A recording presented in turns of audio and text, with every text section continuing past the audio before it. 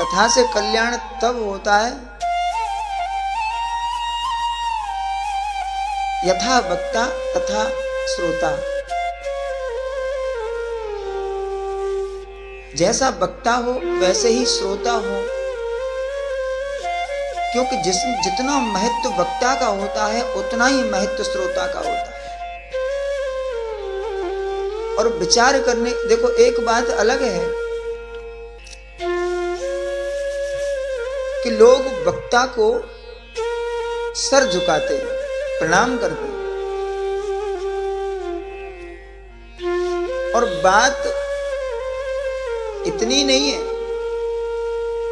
जितना श्रोताओं के लिए वक्ता वंदनीय है, उतना ही वक्ता के लिए भी श्रोता वंदनीय है।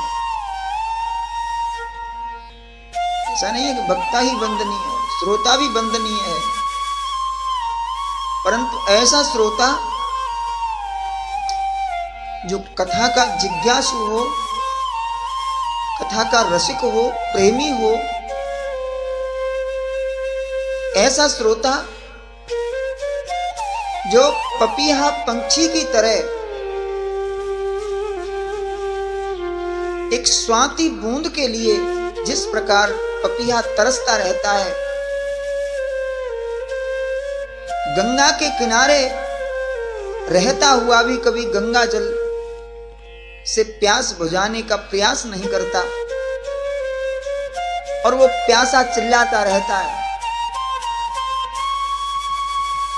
पूरा क्षेत्र बारिश से डूब जाए लेकिन पपीहा एक बूंद पानी नहीं पीता, वो प्यासा ही रहता है और वो तड़पता रहता है, तरसता रहता है और प्रतीक्षारत रहता है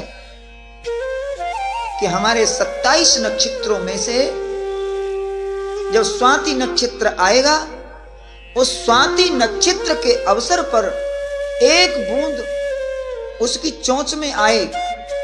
और ऐसे नहीं कि स्वाति नक्षत्र में बूंद आकर पानी किसी गड्ढे में भर जाए और वो पिए ना, आसमान से बूंद गिरे और एक बूंद उसके मुंह में जाए, उसकी सारी प्यास चली जाए।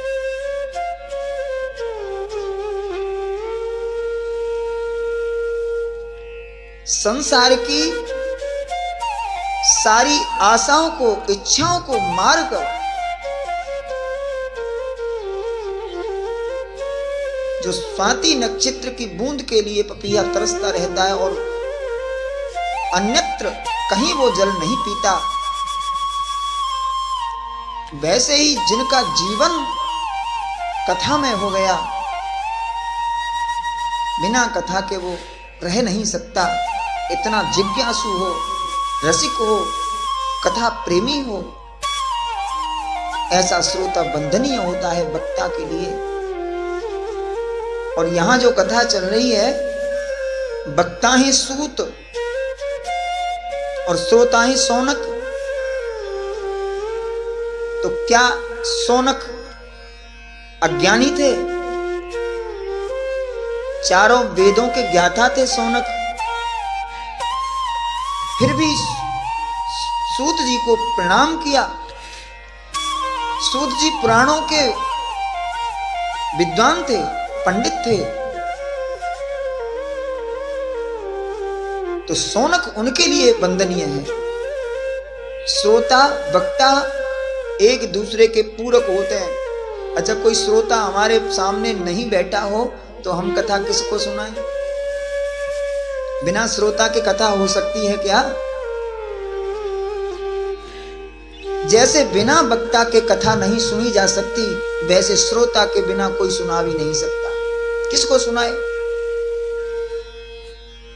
सिर्फ बिना श्रोता के तो अध्ययन किया जा सकता है, सत्संग नहीं हो सकता। सत्संग में संग कब होता है? बोले जब ग्रुप बनता है। श्रोता और वक्ताओं का जब संग होता है तो उसे बोलते हैं सत्संग।